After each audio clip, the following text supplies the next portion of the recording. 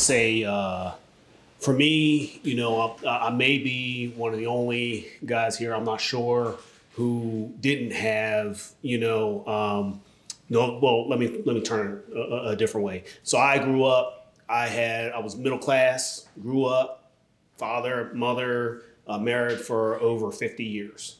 I have a different experience, one that is probably in our culture not very common. I don't know what the statistics are. I'm gonna challenge Rashawn to get those statistics. But so I've had lots of failures, right?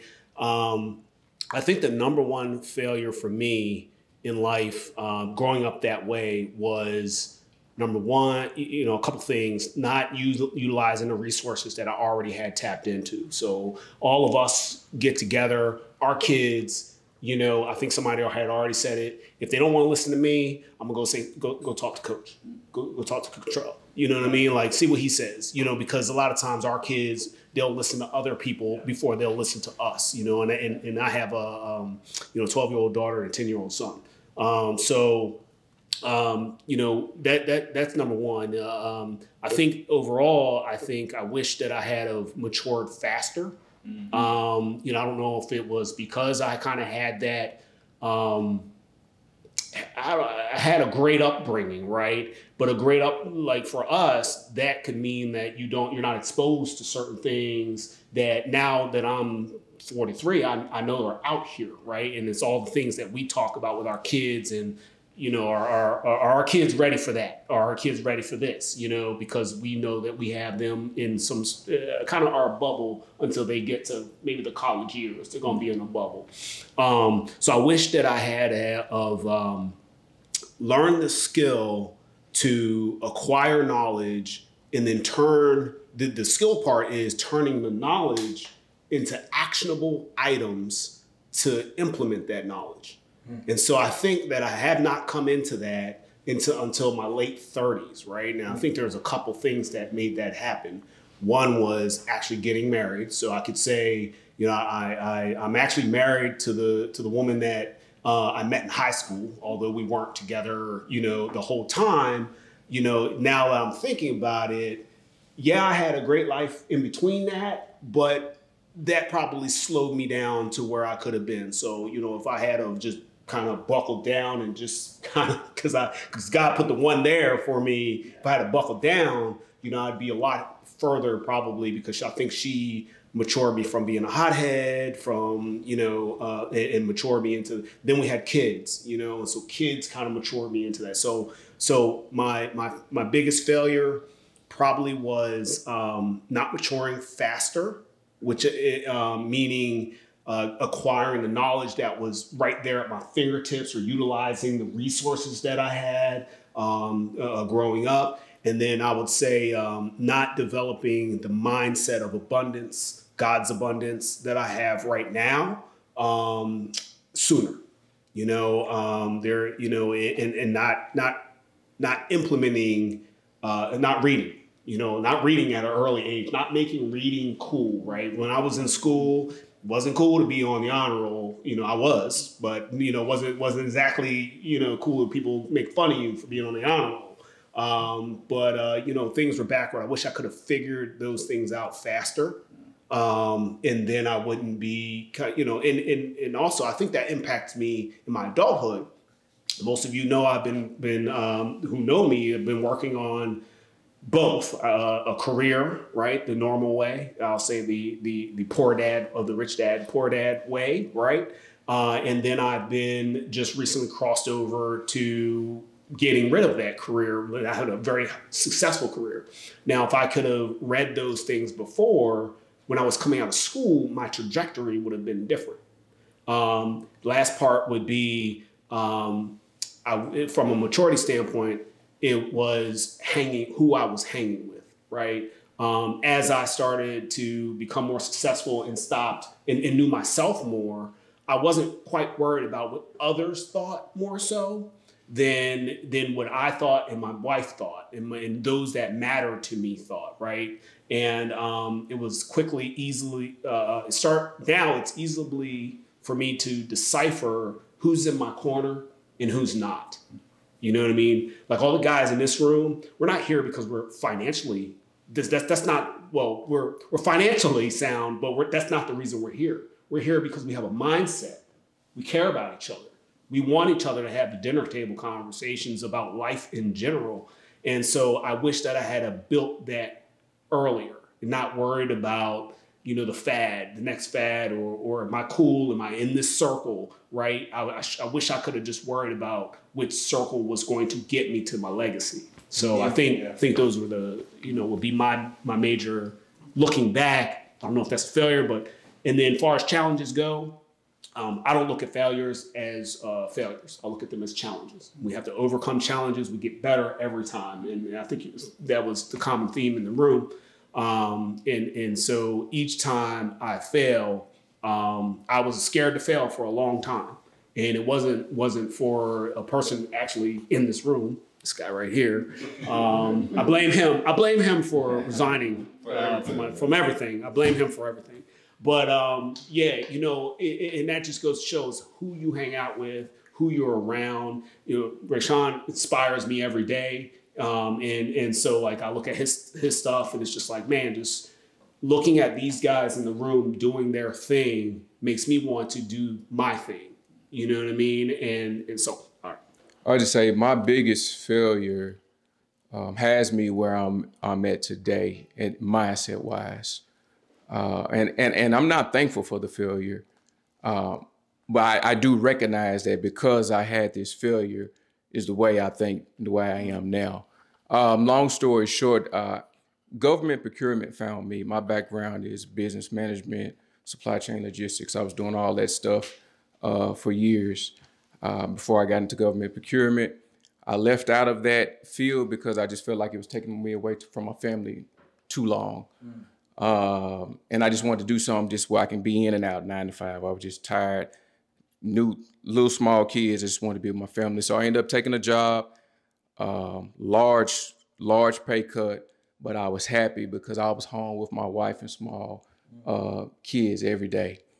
My kids were toddlers at this time. But I wasn't happy career-wise. I was down on myself, feeling like, man, you made a mistake. Looking at some of my bros going up, and at one point we was on this thing going up together, and now I stopped and I'm seeing everybody going, and I was just real down on myself. Like, you shouldn't have done it. You should have toughed it out. And so I had an opportunity. One of the big 3 companies recruited me. I'd only been out for a year, so they saw I had the supply chain background. They recruited me, flew me to Chicago. One of the most expansive interviews I ever went through, making me do workout stuff on the boards and all this type of stuff. And the folks offered me the job less than an hour after I finished the interview. And this is 2015, stock options, all kinds of crazy stuff. Told my wife, oh, she's excited, ready to go. Oh, now here you go, baby. I told you you'll be back. Here you go. Let's go do this in a beautiful place. And I was scared. I was scared, man. I was scared to go back into that field. I was scared that I started looking up everything to reason why not to work for this company. And started going back saying, hey, they saying I'm gonna be doing this again. I don't know. We're gonna get down there. We don't have anybody, and I'm gonna be working. And at the end of the day, I was just scared.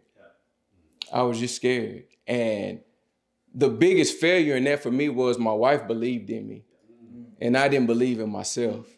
And so not only did I have an opportunity to, we talk about the financial, my financial situation would be different. I'm blessed where I'm at now, but it'd be a lot different had I done that. But that check mark in the box for me, for my wife, of we stepped out on faith on this thing together. I told you I believed in you, and you believed in what I was saying, and we could go do this. Like, I felt like that was a missed, forget the career, that was a missed marriage opportunity right there. And so, again, I'm thankful we're celebrating 14 years next month. But that right there is why I say, like, now I focus on, when I say my main focus is what I'm trying to do now. I ain't made hardly, I ain't done a lot in you know, I'm just getting started with my entrepreneur field. But my mentor now, like, it's like I take on mentors now more than I would when I was younger. But it's like, no, you gotta be out there. You gotta talk about your stuff. You gotta do the work. You had that fear moment. Now it's time to put it away. So that's where I'm at now. It's just we just going now. We just going. So, man, you know, it's so interesting to hear all these conversations because, I mean, when we start talking about failure, a lot of it is again personal, and a lot of it is about family and friends and who we lose. As much as we talk about money, money gives us opportunities to take care of our families, right? And what you just shared, I mean, it's several of you all know I had an opportunity recently that was taking me kind of out of my zone in a lot of ways. And it was amazing on paper until I thought about what I had to compromise. But the fear part was part of it. Yeah. You know, it was, okay, what is this change going to mean for what is comfortable? And I think about, you know, when you get older, we can get very comfortable. And being comfortable, coming from where I come from, coming from where a lot of you all come from, that's abnormal. And so when you get comfortable, when you finally get comfortable, you're like, why am I going to mess with this, right? But what you said when your wife is like, this is it. And then for whatever reason, it doesn't quite work out. And it's like, dang, okay, now I got to go have this conversation. And when you go have that conversation with your wife and nothing changes the next day, not only are you like, I made the right decision, but you're also like, that is the faith that she has in you. You know, I remember when I was interviewing at UC Berkeley for this Robert Wood Johnson Foundation Fellowship. It's a big deal. They only choose 3 sociologists, which I'm a sociologist, 3 political scientists, 3 economists. You go to Harvard, Michigan, or Berkeley. So we're talking about elite. I walk into the room, it's 16, 20 people there. So this was like cutthroat. Now they choosing 3 people. They put us in a conference room together. So I'm in the room.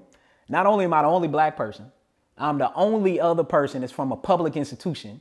And the other person invented something crazy. He's an economist. He invented something. So I'm like, oh, hell, why am I? Damn, I'm the token, right? So now I'm feeling imposter syndrome. I'm feeling all this. And so I remember, I'll never forget, I go in the bathroom. So I heard the director of the program. He walks by and he says, sociology just called and said they want to know why the people they put on the list aren't here. I just went to interview with them. So I was like, oh my gosh. I was like, I really didn't get, now I got to go home. So I go in the bathroom, right? I'm in the bathroom washing my hands and putting water on my face. You know, I'm suited and booted. I'm sitting there. And I called my wife, who, you know, as Darren knows and as everybody else knows, but Darren and I, we linked up on this. It was my high school sweetheart, right? So I call her and I tell her what happened. And she said, you get yourself together. You go out there. You tell them why you're supposed to be there. And you come on with the job. And I was like, boom, that's all I needed. You know what I'm saying? Game time, I came out, boom, right? And I got it, right? And I say that to say that the recent opportunity, I treated it differently because we're comfortable, right? Stepping outside of the comfort zone, I was like, what is that going to mean for my family if that doesn't work out? High risk, high reward. Is it time to do that, right? Now, a lot of other things kind of made decisions for me. But I say that to say, reflecting back when you all were 18 and 21, what would you tell your 18, 21-year-old self? Look, first I got to say, see, out of all y'all, well, Markeith and then KC, Billy too, but Keith, because he was my college roommate. You know, when you meet people at different phases of life, right? Keith met me peak foolishness. You know what I'm saying? Like peak foolishness. So you know, people always revert back to when they first met you. It's like when you meet a kid and now they grown, you be like, oh my gosh, you're so big. Well, yeah, like they not 5 anymore. But when we were college roommates, he met me at peak foolishness. So when you transition it, he be like, yeah, I know that's still in Ray though, to act foolish. You know what I'm saying? I know it's there. But I say that to say, what would you say to 18, 21-year-old you? Go ahead, Bill, because I know you also had something to say a second ago. No, all good. What I would tell 18-year-old me is that you really don't have to take everything, you know, so serious. In the sense that, you know, I would say that you have time to grow up. As Dr. Ray knows, Markeith and I, we lived together in college, but we treated it like it didn't we didn't treat it like we were in college. We treated it like real life. Not one time, you know, did we ask anyone for a dime. Not one time. You know, we lived impoverished, as a lot of college students do, but off the grid, right? We were off the grid. We were trying to figure it out at the grocery store. You know what I mean? Like, and that built a lot of character. And it also created a sense of urgency in a positive way. But also what it did is I think it stole something from me, right? I think that it was my decision. But I do think that because of that, there are so many decisions that I made as though this was it. This was it.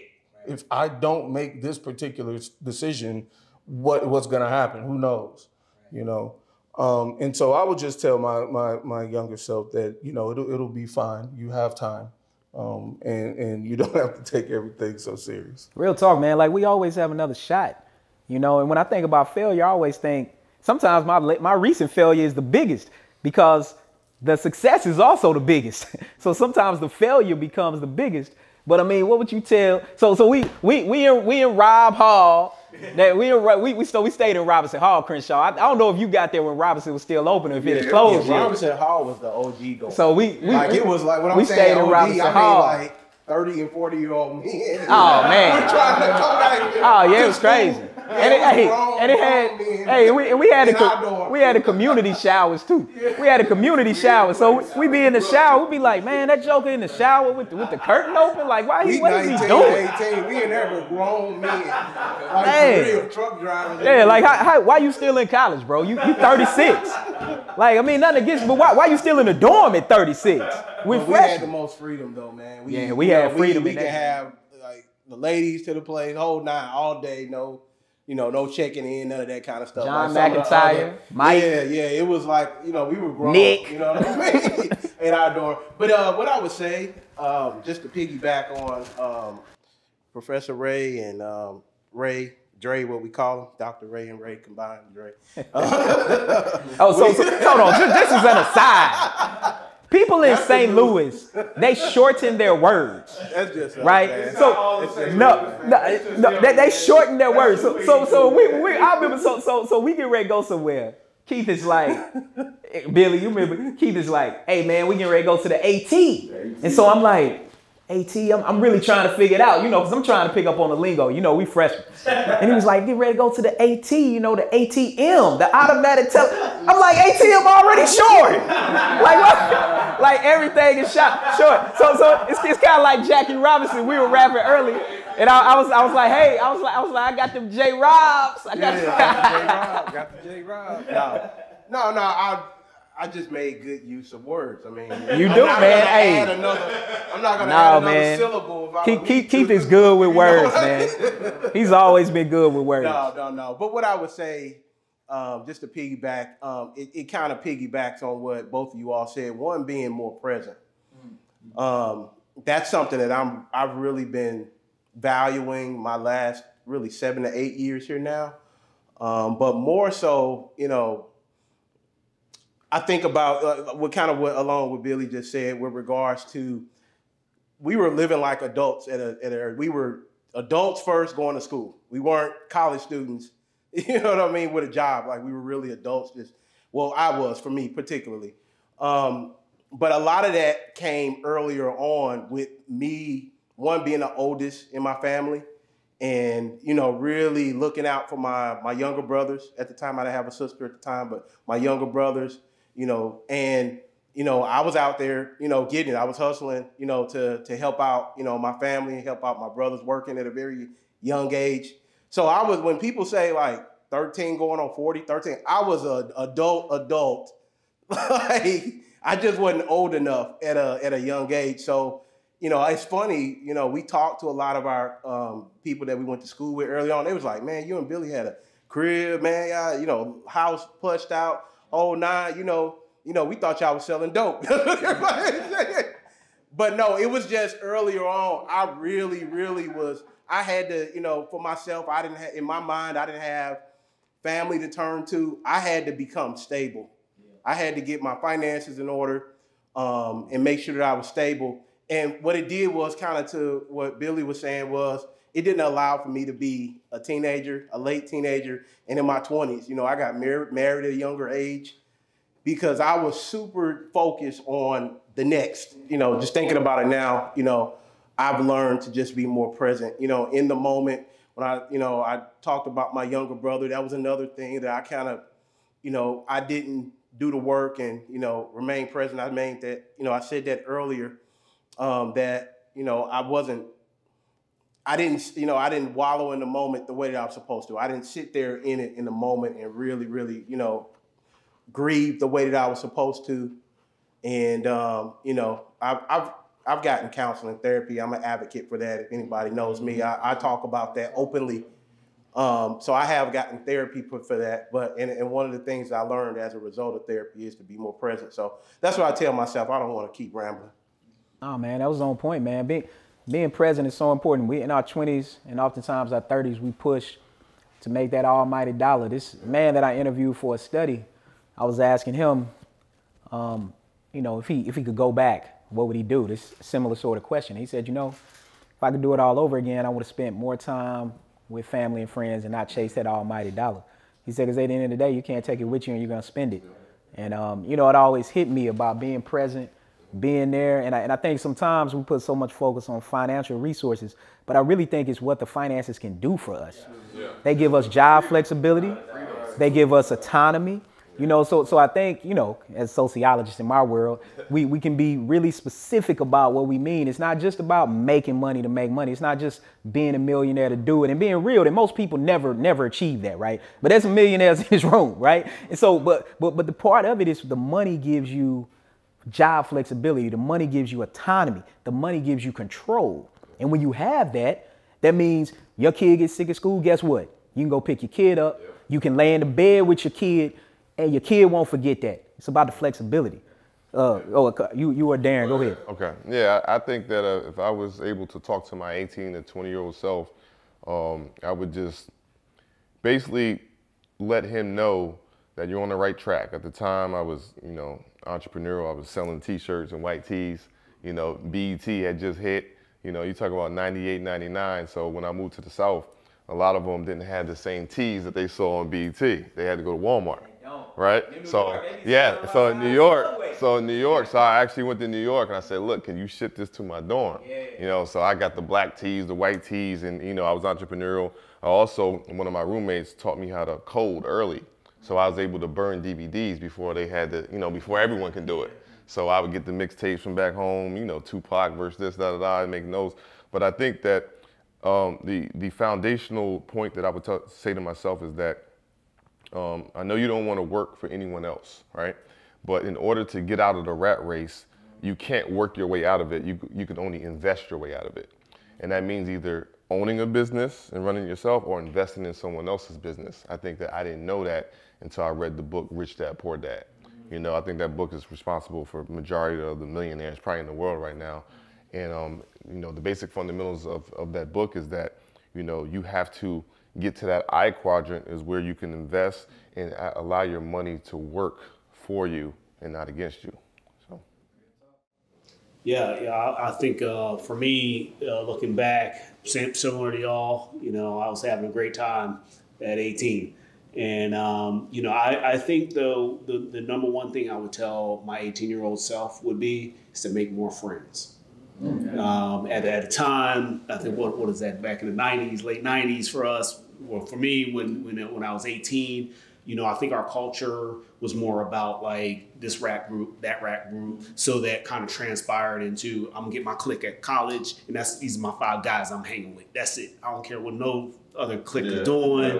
As long as we was, you know, partying and doing our thing, you know, and nobody was messing with us, you know, it was more of a cliquish environment, you know, and but what I've learned now is make friends, man. I mean, you know, as I make more friends, I'm exposed to more knowledge. As I, you know, even transcending our, you know, just making friends with people who look like me, you know, I make friends with everybody. You know what I mean? I try to be friendly. I try to put on a friendly face. I used to be, you know, my wife would tell it. You know, most people know, like and the people who know, you kind of meet me now, are shocked when my wife is telling me how I was then. You know, and I think that I would be less tough.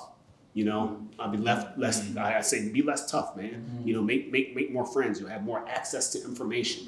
You'll learn more. You'll understand other people. And I think that that's the key to one of the successes that you have is to make friends. And I think what really changed me was I moved down from Pennsylvania to Maryland about 8 years ago. And so of course I had to make friends. Like all my peoples, you know, high school, whatever, were in Maryland. You know, we're in Pennsylvania. I did have some Maryland friends because obviously I went to school in Maryland, but they weren't all here. And so as I started to make friends here is when I started to really blossom and understand and get different information, which changed my mindset. You know what I mean? So I would tell my 18-year-old self, make more friends. Network. You know, don't be so tough. You don't have to be so tough because toughness only gets you so far. You know, 100%. In life. So, and toughness can actually make you have a lot of those regrets that you're about to have as well.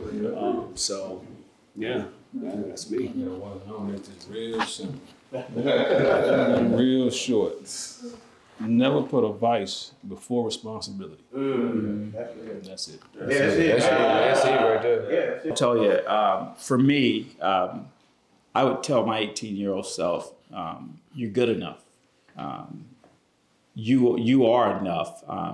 And I say that based on, growing up in the housing project your entire life, having to fight for everything, having to literally fight every day, almost, and seeing despair and poverty and drug addiction everywhere around you, and it's seeping into your mind that, man, this is going to be your life because this is everybody's life that you know, but telling myself you're good enough.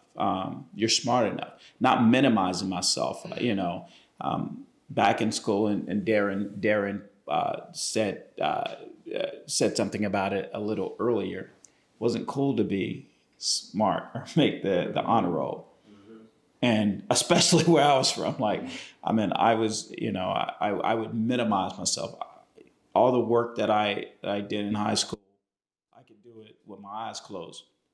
I had the ability to do it with my eyes closed, but I wouldn't do it at all and settled for C's and D's when I could easily have gotten A's. But if I got A's or B's, then riding home on the school bus, think he's smart, So to avoid a lot of that, just dumbing myself down, doing myself a disservice. Thankfully, I was able to overcome that and got out of that mindset when I got out of that environment. But telling myself that you're good enough, and also the fact that you're gonna go through seasons of high peaks and low valleys. But staying grounded in my faith, understanding that these seasons don't last always, and pushing through. And lastly, you're gonna get over her. You're gonna get over her. Hey, listen. Right now she's everything. You're gonna get over her.